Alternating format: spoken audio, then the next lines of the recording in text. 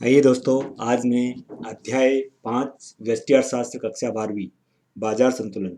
अगर मेरे चैनल पर आप पहले से हैं तो आपका स्वागत है। अगर आप नए हैं तो प्लीज़ मेरे चैनल को सब्सक्राइब करिए।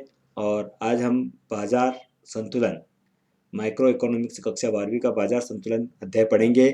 हमने पिछले अध्याय 4 में देखा कि व्यक्तिगत फर्म की पूर्ति वक्र हम एक वस्तु की उस मात्रा को बताते हैं जिसमें एक लाभ अधिकतम करने वाली फर्म विभिन्न कीमतों पर बेचने के इच्छुक होते हैं, जबकि कीमत में दी हुई होती है।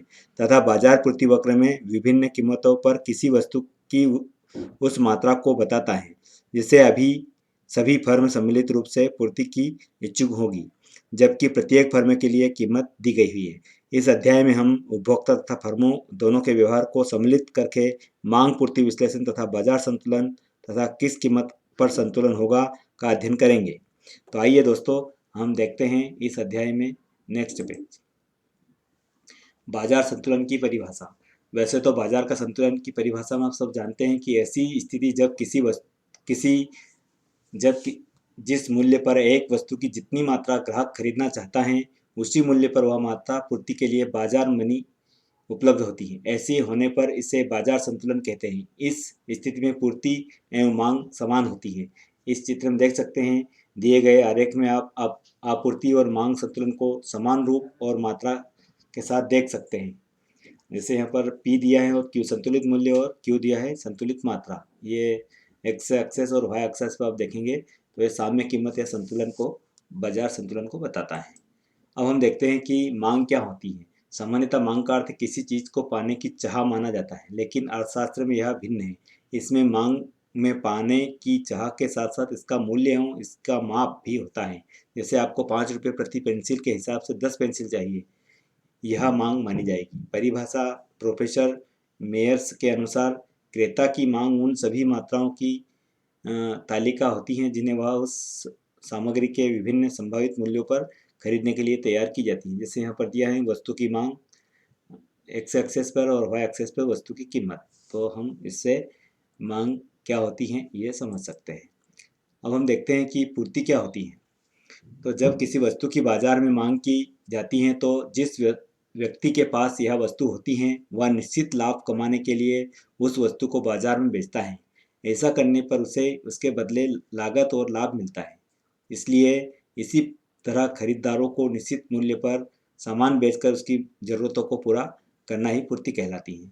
यहाँ पर उसकी परिभाषा दी गई है और वक्र को भी आप ध्यान में रखते हुए कि प्रोफेसर बेहम के अनुसार पूर्ति का आशय वस्तु की उस निश्चित मात्रा से है जिसे प्रति इकाई के मूल्य पर किसी निश्चित समय में बेचने के लिए विक्रेता द्वारा प्रस्तुत की जाती है। यहाँ पर भी हम देखते हैं वस्तु की कीमत है और वस्तु की मात्रा है, पूर्ति वक्र है ये, है ना। एक्स एक्सेस पर और वाई एक्सेस पर देखेंगे तो पूर्ति वक्र आपको दिखाई देगा। अब हम देखते हैं मांग एवं पूर्ति में परिवर्तन का बाजार संतुलन पर क्या असर पड़ता है। तो हम कह सकते हैं कि मांग में वृद्धि का संतुलन पर प्रभाव, जैसे कि हम जानते हैं कि जब मांग में वृद्धि होती है तो मांग वक्र अपनी जगह से दाईं ओर खिसक जाता है। हम इसका बाजार संतुलन पर असर देख सकते हैं। अब दिए गए चित्र में जैसे कि देखा जा सकता है कि मांग में वृद्धि होने की वजह से मांग वक्र दाईं ओर चला जाता है और यह D1 से D2 हो गया है। हम यह भी देख सकते हैं कि पूर्ति की मात्रा अभी उतनी ही है। तो हम इस वक्र को देखकर समझ सकते हैं मांग और पूर्ति परिवर्तन को।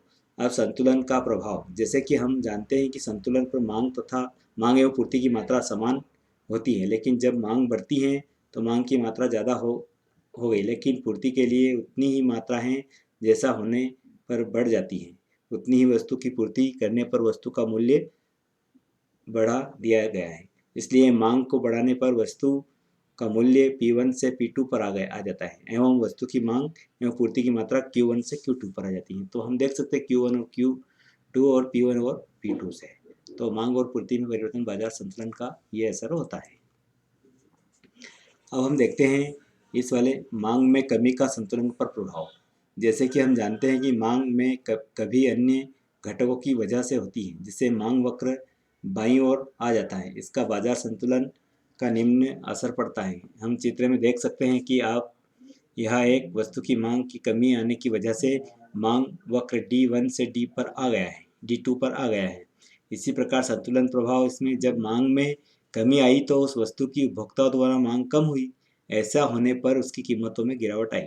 चित्र में देख सकते हैं कि कोई मांग वक्र D1 से D2 पर आ गया है। ऐसा होने पर वस्तु की कीमत गिरावट आई एवं मूल्य P2 से P1 पर आ गया एवं इसकी मांग एवं पूर्ति की मात्रा अब Q2 से Q1 पर आ गई है। अतः मांग कम होने से मूल्य मात्रा दोनों में कमी देखने को मिलती है। तो ये हम देख सकते हैं इसमें। अब देखते हैं कि पूर्ति में वृद्धि का संतुलन प्रभाव क्या होता है। तो पूर्ति में वृद्धि का मुख्यतः वस्तु के उस मूल्य या मूल्य के अन्य घटकों की वजह से होती है एवं ऐसा होने पर पूर्ति वक्र दाईं ओर खिसक जाता है। इसका बाजार संतुलन का भी निम्न प्रभाव चित्र में देख सकते हैं आप कि यह मांग में कोई फर्क नहीं देखने को नहीं मिलता है, लेकिन पूर्ति में वृद्धि हुई है। ऐसा होने पर मांग को बढ़ाने के लिए विक्रेता वस्तु के मूल्य को कम कर देता है। इस पर संतुलन का असर क्या होता है। जब पूर्ति मांग से ज़्यादा हो गई है तो मांग को भी उसकी जितना बढ़ाने के लिए मूल्य कम किया जाएगा।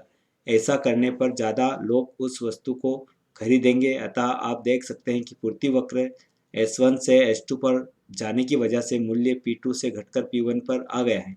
इसी के साथ ही वस्तु की मात्रा Q2 से बढ़कर Q1 पर आ गई है। तो हम देख सकते हैं कि पूर्ति में वृद्धि का संतुलन का प्रभाव कैसे पड़ता है। हम देखते हैं कि पूर्ति में कमी का संतुलन प्रभाव। तो जब पूर्ति में कमी आती है तो उस वस्तु के मूल्य के अन्य जो घटक होते हैं उनमें परिवर्तन की वजह से आती है। जब ऐसा होता है तो पूर्ति वक्र अपनी जगह से खिसक कर बाईं ओर चला जाता है। इसका संतुलन पर निर्भर प्रभाव पड़ता है। दिए गए रेखाचित्र से स्पष्ट है कि देख सकते हैं कि यह हमने दिखाया गया कि वस्तु की मूल्य के अलावा दूसरे घटक में परिवर्तन आने के बाद पूर्ति वक्र में बदलाव आया है।